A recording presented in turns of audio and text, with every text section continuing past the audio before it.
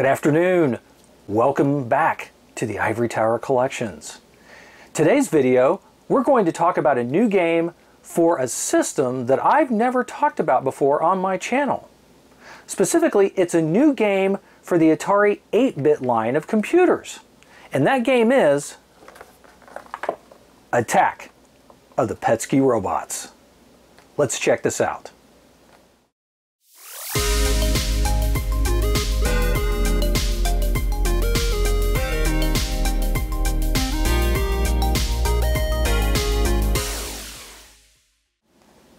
Attack of the Petscii Robots. That's a pretty cool title, isn't it? Well, the title actually has some pretty cool meaning behind it. So let's talk a little bit about the game. First of all, the game is completely designed and programmed from scratch by David Murry. Now, if the name doesn't sound immediately familiar to you, perhaps you know him by his other name from his YouTube channel where he goes by the 8-Bit Guy. Yes, Dave's done a lot of cool documentaries on old computers and some of the companies behind them, and he's also programmed additional games besides this one, primarily for the Commodore systems and even for old MS-DOS computers. But today we're here to talk about Attack of the Petscii Robots. So, what is it? Well, it's kind of a puzzle exploration game, and it's available on multiple platforms. But to get started, the reason why it's called Attack of the Petscii Robots has to do with the name Petscii. Petscii is the character ROM set name that was given to the Commodore PET computer for its graphics. As a result, David wanted to program a cool game for the Commodore PET because it really doesn't have much or any to really speak of, and he wanted to use the Commodore PET's graphics character ROM set to create all of the graphics, hence the name Petscii Robots, Attack of the Petscii Robots. So the box is really cool. The box is a two-part box, very similar to boxes of the past. It features the title of the game on both of the spines. At the bottom we have a sticker that talks about the system requirements. In this case it specifies that it's for the Atari 8-bit line. And then the top and bottom just feature extensions of the artwork.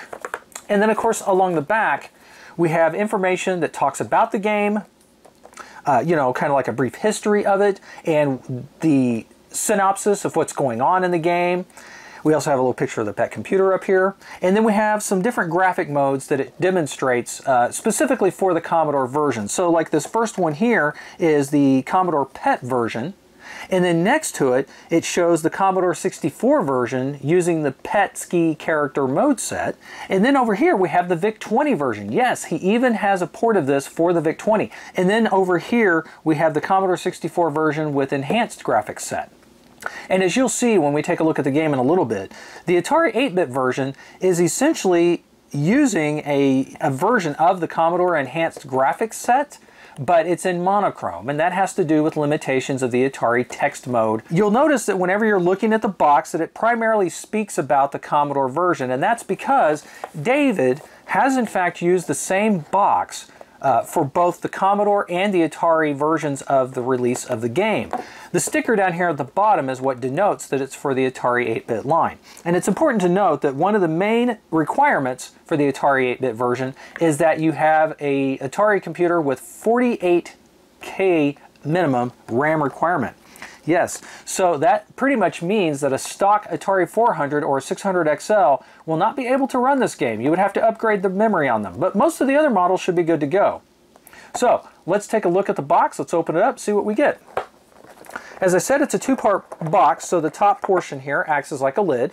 We have the game itself on a 5 1/4 inch diskette with a label specifying that it is for the Atari computer version. We have an addendum for the Atari computers. I'll talk about that in a second. Here's the manual. So the manual, again, he's reused the same manual for the Commodore version manual is what gets released with the Atari version, but don't let that dissuade you, because although it will talk a lot about some of the Commodore stuff, it gives you the synopsis and the history of what's going on in the game, what the gameplay is about, and obviously it talks about, you know, the history behind the development of the game. All of the gameplay mechanics, the rules of the game and how to play it, etc., that carries over from version to version All versions of the game are the same in that regard. So the manual is still perfectly usable. Additionally, it talks about what all the different items are for, and although the items will look a little bit different in the Atari version, you'll still be able to figure them out. I do advise you to read the manual because the manual will give you a much better understanding as behind the strategy and tips behind playing the game, as well as what all of the item objects are all about and how to use them. Another cool part about the manual is that it includes the maps for each of the different levels that you can play within the game. And there are multiple levels. I believe there's 10 initially that you can play. So very cool. Also, the manual is made of it feels like very high quality paper. It's got a semi-gloss look to it. It doesn't seem to rub off or anything like that. Doesn't really seem to be a huge fingerprint magnet, although it probably is on the darker pages. Let me see here. No, actually it's not. So that's very cool. So the manual's very cool, very high quality, excellent stuff. The addendum that comes with it is to show you the specific keyboard commands and operations as it relates to the Atari 8-bit line. So, you know, things like, differences with the keyboard as far as where initial movement, etc. It's important to note also, as you'll see in the game, that you can actually customize the keyboard controls. These are just the defaults that the game initially sends, or just initially comes configured as. But there is an option to set up your own keyboard layout. I actually find that the default layout's fine, so I don't really have a need to change that. Plus, it gives you other specifics in regards to the computer 8-bit version. For instance, because it is on diskette, you have to make sure on the newer computer lines, like the 800 XL and etc., that you hold down the Option key as you boot up the system and load from the diskette so that you disable BASIC. Let's take a look at Petscii Robots in action. Let's start up the game.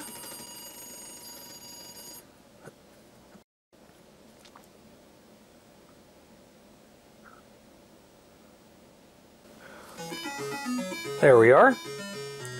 And we have the intro title screen. So I'm going to use the cursor keys, or you can either use the cursor keys or you can use the J, K, and L keys to move up and down through the menu. So we'll talk about the options. Start game is exactly what it sounds like, and it's pretty obvious. M1 Research Lab, that's there because we have the ability to select any of the maps that we want to. M1 Research is the very first map in the game. Using the A and D keys, you can switch between them. You can also switch the difficulty level. So at first, we're basically at what we would call normal difficulty, and the way that you can determine the difficulty is by looking at the robot's face, specifically his eyebrows and his expression. So this is the normal difficulty, this is the hard difficulty, and then this is the easy difficulty. Then you can specify if you want to use the default control set or if you want to use custom keys. I will stick with the normal keyboard setup for now. You also have the ability to switch to the Petscii tiles. You might remember I said earlier that the game uses a combination of the Commodore's enhanced graphic tile set, but in monochrome graphics. But if you really want to truly experience it as it was on the Commodore PET, then you can switch it over here to the Petscii graphics. I'll leave it at the normal mode for now. So let's just go ahead and just start the game.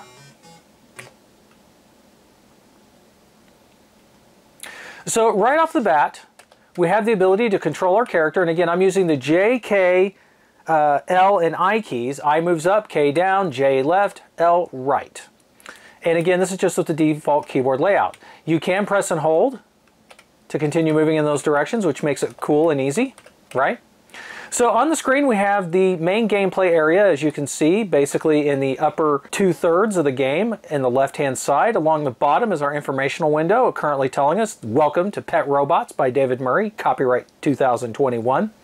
On the far right-hand side you have weapon, item, keys, and your health bar. As you collect different weapons and items, in addition to your keys, they will appear as bitmapped black and white graphics along that side so that you know what current weapon or item you have selected in addition to what keys you have as well. So how do you find items? Well, you have to search for them.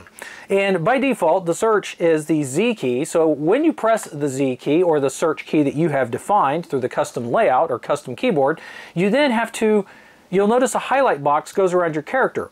You then use the cursor keys or the I, J, K, L keys to search in the direction you want to look for something. In this case, I searched the spaceship that we came out of, and I found my pistol, which defaults to 100 shots, and you can see it listed there in the upper right. So I've just entered the main station of the research lab here on map 1, and I'm now going to search this desk. Just like that. Now, quite a few items are searchable and quite a few items are not searchable. The game will pretty much tell you what you can or cannot search. So as an example, I can't search a chair because it just says there's nothing found here. I can't search these columns. I obviously can't search the wall. We cannot search plants. If we go into the bathroom, we can search the sinks, but you won't find anything there. We're not able to search the toilets. Okay, these are basically boxes, essentially, and that is one of the robots that you have to destroy. That one there is just called a hoverbot, and he's fairly harmless unless you attack him, in which case he'll come after you then with a vengeance and shoot pistol shots back at you. But at least for the time being, in normal default difficulty, he'll just go back and forth basically in a standard pattern.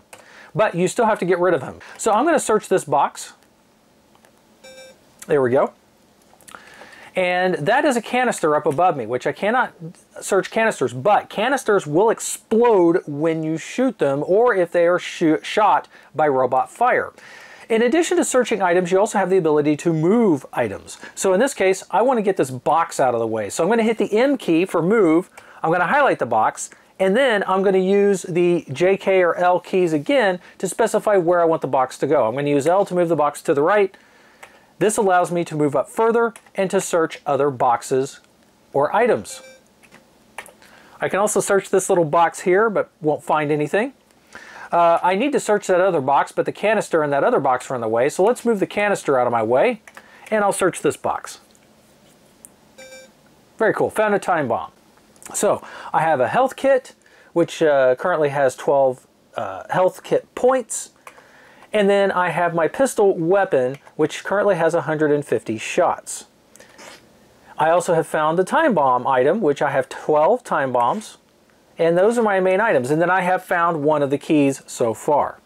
Okay, so again, the idea is to essentially destroy robots. So I'll give you an example of one way to destroy a robot. I'm going to move this canister in front of this hoverbot, and I've now locked him into place. He can't go anywhere.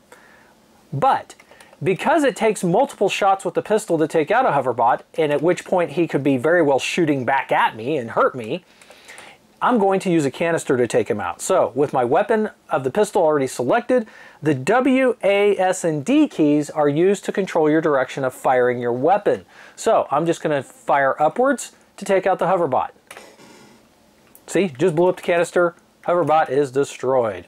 Now initially the bot's corpse will sit there, but it will fade out over time. It's also important to note, you'll see that the canister basically has debris, and you can move this and it can act as an additional block.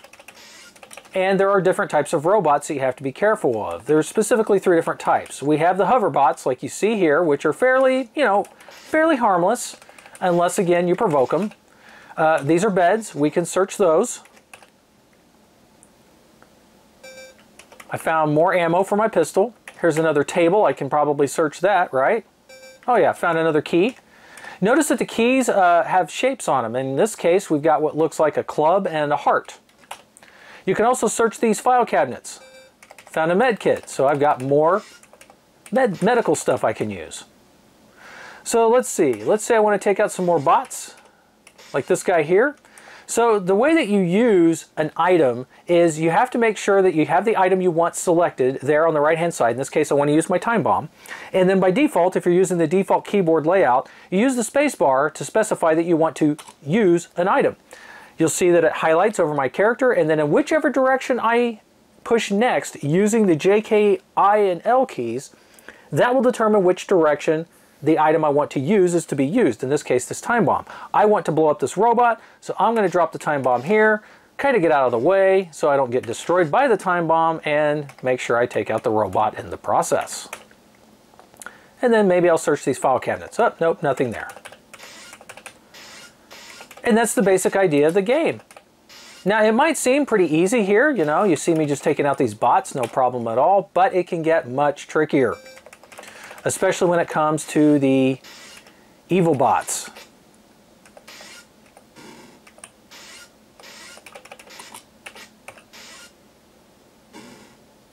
Now see, that time I got injured. In fact, I'm surprised I didn't die because I was too close to the explosion when it went off.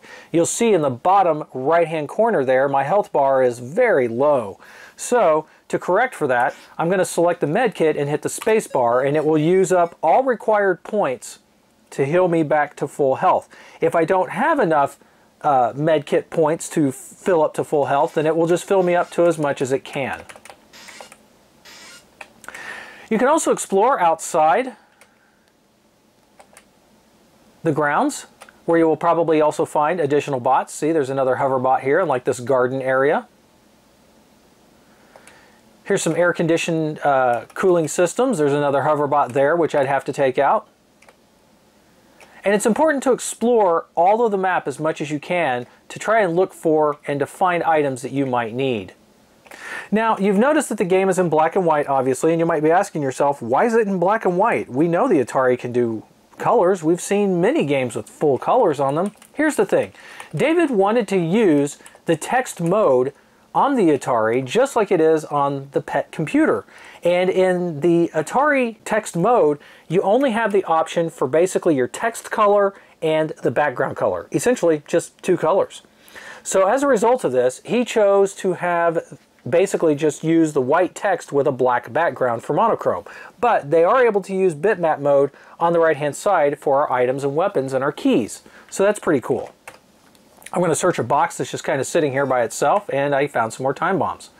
Now, one thing to note is that there is some slight use of color in that whenever you get shot by another robot, or whenever you use the EMP device, which will temporarily shut down the robots, the background will flash a different color. So you'll see here, right there, as I got shot, it kind of turned reddish orangish in color. Yeah. And that is how you play Petscii Robots.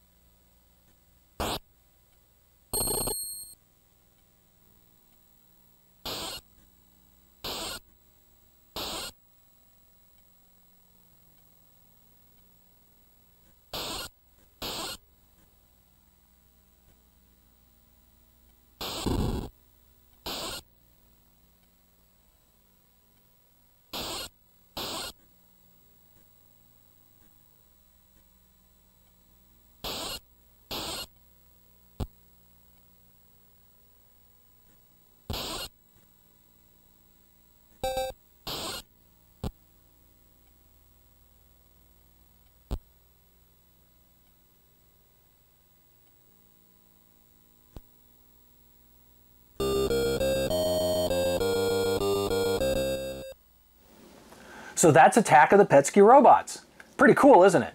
I'm going to have links down at the bottom, down along here, in addition to the video description, where you can go to the 8-Bit Guy's web store and purchase your own copy if you wish to do so. I actually paid for my copy that you see here, but the game is a lot of fun. I really like the idea that you can explore and there's multiple different ways to essentially accomplish your task. Yes, the task is simple enough. You go through and the idea is to destroy all the robots before you can leave the level, but means to destroy them is different than just going in with guns blazing. So, you know, it's cool to be able to go through and try different things, put obstacles in their way to direct them and into different traps. And basically, you know, I just like anything where I can explore and kind of come up with my own strategy and thought process for how to defeat the enemy in this case. So yeah, I highly recommend Attack of the Petscii Robots for the Atari. And yeah, I hope you found this video cool, and I will catch you guys next time here at the Ivory Tower Collections.